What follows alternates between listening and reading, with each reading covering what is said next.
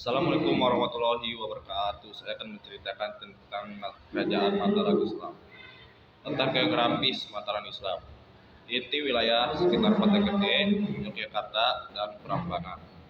Puncak kejayaan Sultan Agung meliputi hampir seluruh Pulau Jawa, pengecualian wilayah tidak dikuasai.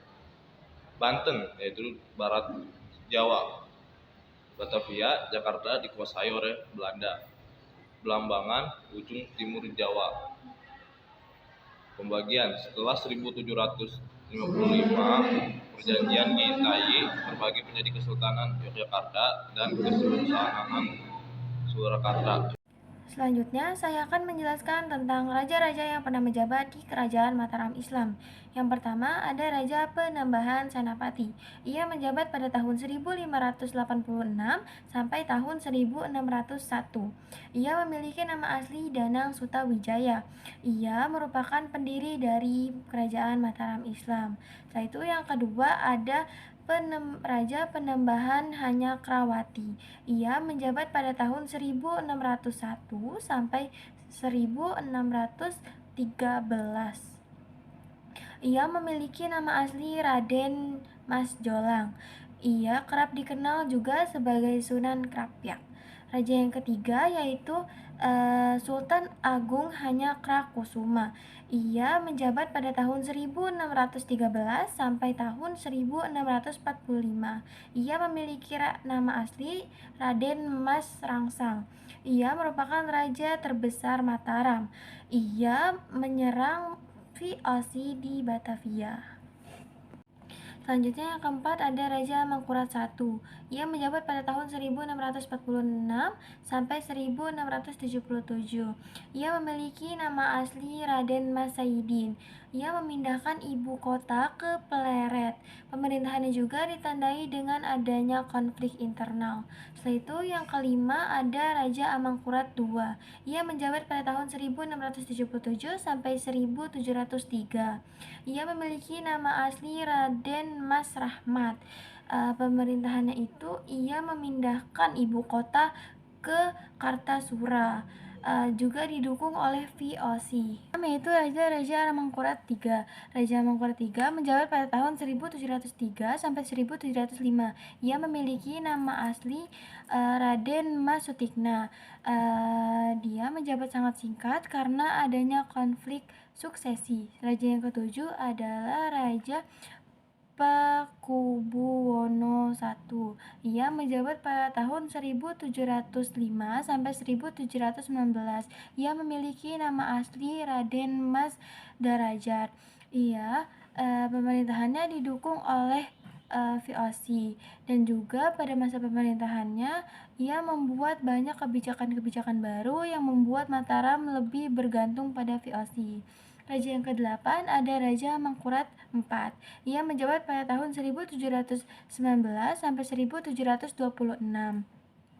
Ia memiliki nama asli Raden Mas Surya Putra.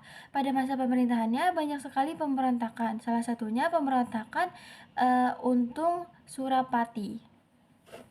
Raja yang ke-9 ada Raja Pakubuwono II. Ia menjabat pada tahun 1726 sampai tahun 1749. Ia memiliki nama asli Raden Mas Prabasuya.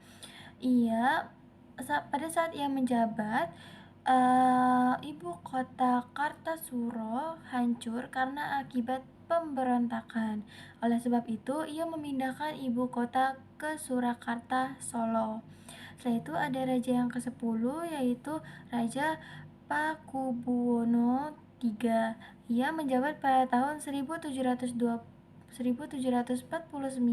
sampai 1755. Ia memiliki nama asli Raden Mas Suryadi. Masa pemerintahannya ini menandai berakhirnya Kerajaan Mataram kuno sebagai kerajaan tunggal. Selanjutnya, saya mau menjelaskan tentang masa kejayaan dan kemunduran atau keruntuhan dari Kerajaan Mataram Islam. Pada masa kejayaannya, yaitu pada masa pemerintahannya Sultan Agung. Sultan Agung ini membuat suatu kebijakan yang berhubungan dengan pertanian, moneter, dan fiskal yang efektif. Selanjutnya juga beliau membuat suatu lembaga pengelola dana kerajaan dan membuat sistem pajak yang tidak membebankan masyarakat. Selanjutnya membuat aturan hukum dan keagamaan yang sesuai dengan ajaran agama Islam. Nah, beliau juga membuat provinsi yang dengan adipati sebagai kepala daerahnya. Beliau mengembangkan kesenian dan kebudayaan seperti serat sastra gending. Yang terakhir, beliau menetapkan kalender, yaitu kalender Jawa sebagai kombinasi dari kalender Saka dan Hijriyah. Nah, pada masa kemudiannya, yaitu pada masa pemerintahannya Amangkurat I. Amangkurat I ini masa pemerintahannya dari tahun 1646 hingga 1677. Nah, penyebab dari kemundurannya itu pada masa pemerintahan Amangkurat I ini Mataram Islam terlalu dekat dengan Belanda. Nah, Belanda ini terlalu dekat dengan Mataram Islam sehingga Mataram Islam ini mengalami penyempitan daerah. Dan yang terakhir yaitu adanya pemberontakan Trunojoyo yang menyebabkan Amangkurat I ini meninggal dalam pelariannya.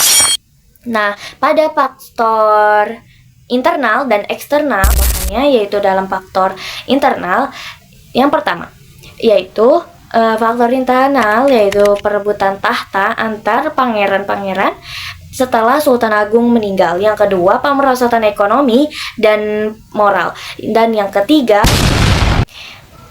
adanya pemberontakan internal seperti pemberontakan Trunojoyo.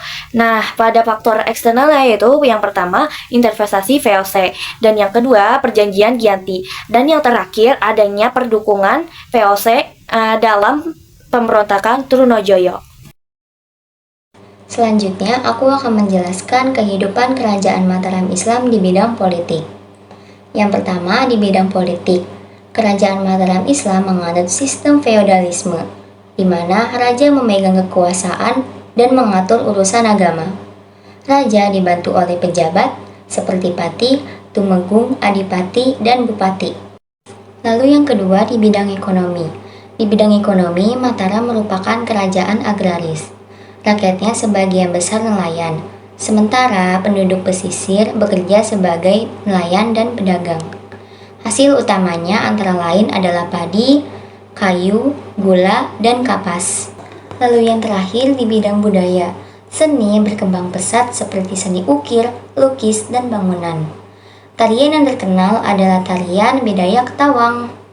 Di sini saya akan menjelaskan tentang peninggalan bersejarah yang berasal dari kerajaan atau Kesultanan Mataram Islam.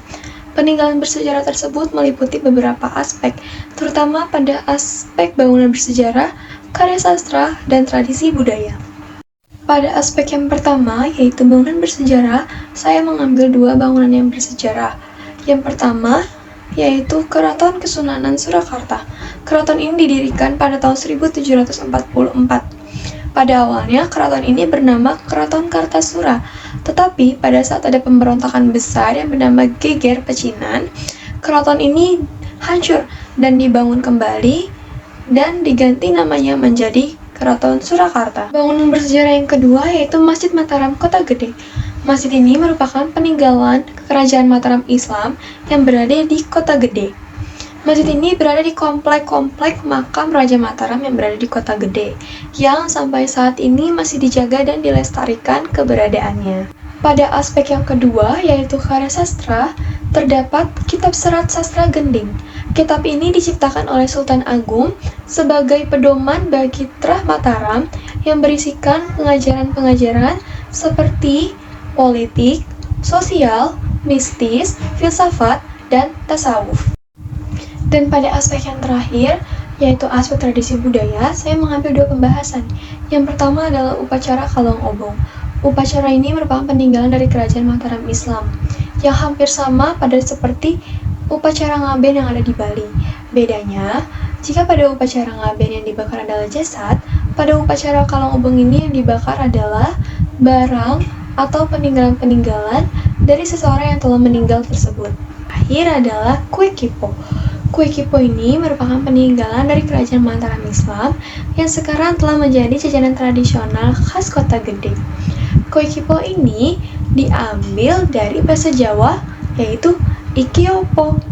Dan kue ini dibuat dengan bahan dasar kelapa parut, santan, gula merah, dan tepung ketan.